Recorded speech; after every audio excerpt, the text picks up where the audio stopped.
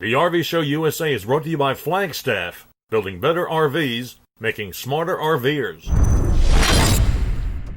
All right, so this is the live stream of the RV Show USA, the part of the show where we visit with our friends over in Indiana, out in the Rockwood Flagstaff plant, in an effort to help make us smarter RVers, because you know why? Smart RVers make for happy campers. So from the green room, let's bring up my friend, Mr. Anthony Yoder. Greetings, Anthony. Hey, Alan, how are you? Doing good. You know, when we did our series of interviews just a few months ago, when this whole pandemic thing started, you made some predictions. You nailed it, brother. You nailed it.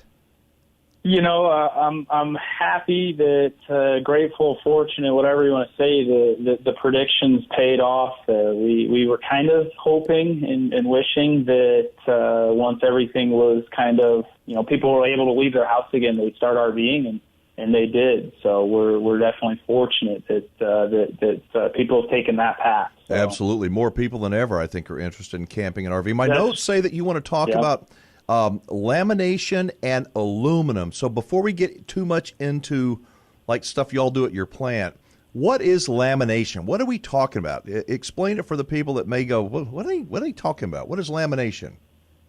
Yeah, absolutely. So lamination in its simplest form, it's gluing things together. And so in an RV, you know, the main thing when you talk about lamination, you're almost always talking about sidewalls, whether that's sidewalls, back walls, slide-out walls, and in some cases the roof as well. So that's where lamination comes into our world in the RV industry. But lamination, there's different ways that manufacturers laminate, and when you have just a little tiny water leak in the wrong RV, the lamination can cause you thousands and thousands of dollars worth of problems, can it?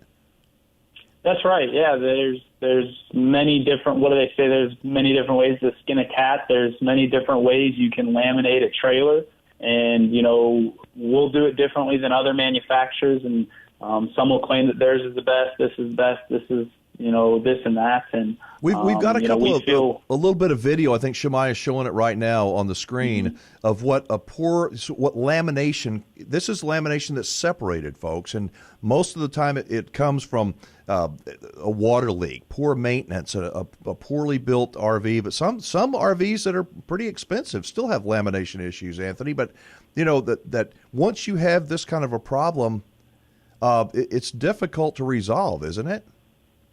That's right, yeah. You know, essentially lamination, when you have a delam, there's really no good way to fix it other than to replace the whole wall. And so a delam can occur just due to lack of maintenance from not maintaining your seals, but it can also occur just from manufacturing error. And that's why it's so important that in your process, you're using the best process that you absolutely can, because even if a customer takes care of their unit, takes care of everything, they can still run into a delam issue if the manufacturer's process wasn't quite up to par.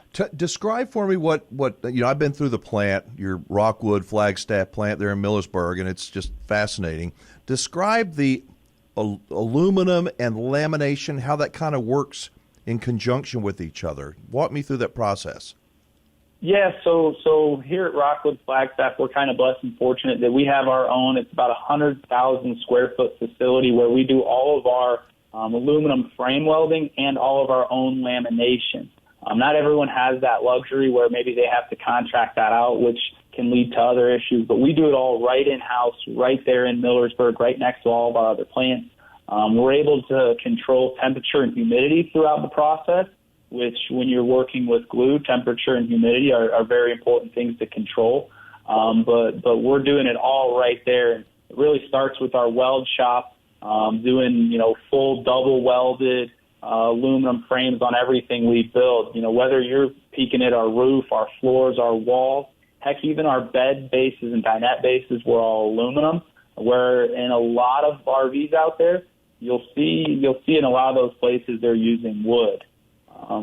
One of the things I like to see from manufacturers is the way they use marketing terms, and they'll say, full aluminum frame construction. Well, the framing's aluminum, but in a lot of places they're using wood for their cross members or stringers or whatever you want to call it. So we're full 6-sided aluminum. You look at the cross members, you look at everything, it's all aluminum. So the aluminum is going to be more expensive, obviously, but it would, to me, it just seems like the RV would last a lot, many years longer than one that's made as sticks and tin, as they say. That's right. Yeah, aluminum, it's more expensive, but your benefits are it's lighter weight and it's stronger. And so when you're looking for an RV, you obviously want it to be nice and sturdy, but being lightweight as well is going to be beneficial for a lot of customers. Maybe it doesn't move that trailer out of your tow capacity. So we're going to use about as much aluminum as we possibly can. In terms of insulation, you use a lot of foam insulation. Is there a reason for that? Is it better than, what you see at Home Depot or whatever? And talk to me a little bit about that. Yeah, so what we're using, it's like a closed cell or compressed block foam insulation. And not all compressed block cell installations are made the same. You can have a 1-inch piece with high density, and it's going to have a better insulation value, or you can have a 1-inch piece with low density, which obviously isn't going to have as a high an insulation value. And so what we're using, we're giving you a nice dense foam, higher insulation value, and we're not using, in the sidewalls, we're not using the fiberglass batten insulation that over time can settle. We're doing that in the floor, because we're doing a conventional built floor, but we're doing that in the floor where it lays flat all the time. It can't go anywhere. But when it's in the sidewalls, it can go down and settle over time. I think I listened to the interview with Andre, and he talked about how going down the road, your RV's experiencing a 3.8 on the Richter scale earthquake at all times. Just imagine all that rumbling and everything going down the road and what could happen to that insulation. So, it's definitely unique what we're doing, and you can't really see that by looking at an RV. You can't look at the outside of a trailer and say, oh, wow, that's aluminum framed, and they're using closed cell block foam. So that's why it's so important. We're starting to get materials out there about our construction process and the things that we do. Ask lots of questions. That is the biggest takeaway. Slow down, ask questions before you pull the trigger on any new RV. I know you want to sell Rockwood and Flagstaff, and that's natural. But whatever you buy, you need to feel comfortable and know what you're getting into. So, talk to me a little bit about the vacuum bonding, and what does that mean? Vacuum bonding helps eliminate essentially all of these lamination problems that we saw some video of earlier in our conversation. That's right. Yeah. So essentially, you've got your vacuum bonding, you've got pinch roll, and combine vacuum bonding with an owner that takes care of their trailer really well.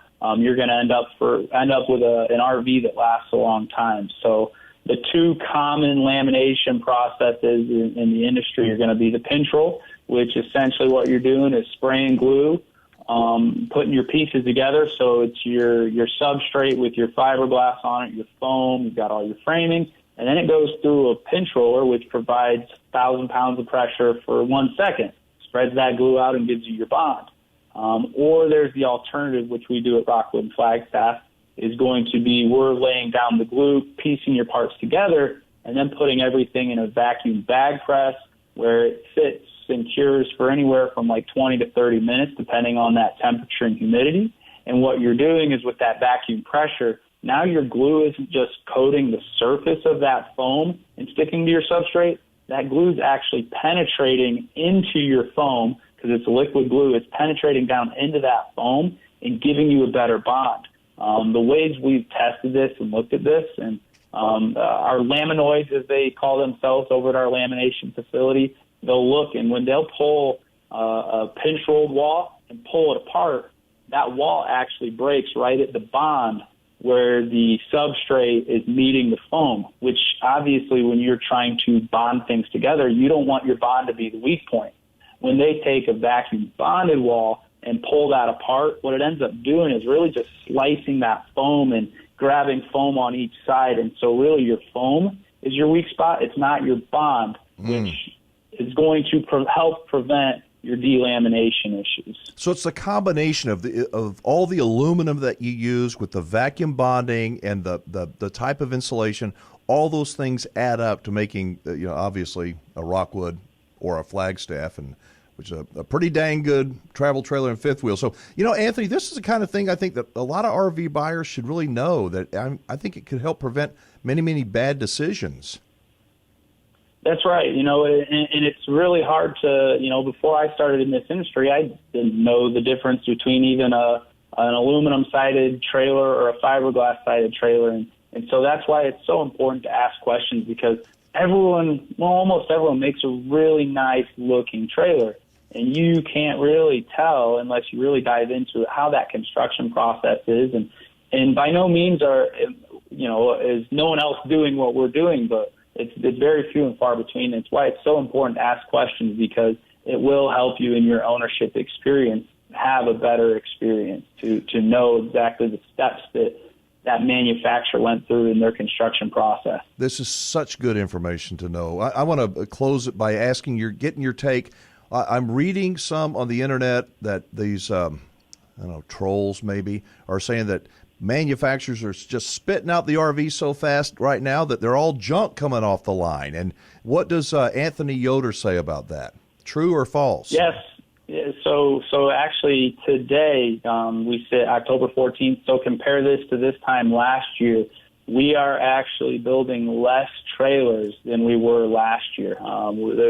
There's a big parts supply shortage. I think you got into that last week with Mark. Mm-hmm. And so what we're running into is we want to build more trailers, but we just don't have the parts and pieces to do it. But even if we were, we actually implemented earlier this year our own, we call it our CAI building. It's our Customer Assurance Inspection Facility. Mm-hmm. And so we're actually, that slows down how many trailers we get out the door every day. We're picking trailers off the line and sending them over randomly to that building, and inspecting more than really we've ever done. So, wow. Speaking for Rockwood Flagstaff, we're by no means pushing them out faster than we possibly can. And I doubt many other manufacturers are, but you never know. So. Because it is a very serious parts issue, and the suppliers are doing their very best to get to get back up to speed. But I think when you're hearing a bunch of junk is being sent to the dealers, I don't believe it, folks. Generally speaking, now, there may be the case out there for somebody, but not very many of them. Listen, Anthony, we're going to let you go, but let's do it again soon, all right? Absolutely, Alan. Thanks for having me on. Yeah, we really appreciate you doing this, and dog bark. So there we go. Go love your pups and have a glass of wine, and we'll talk soon. Absolutely. I will. Take care. All right. Adios.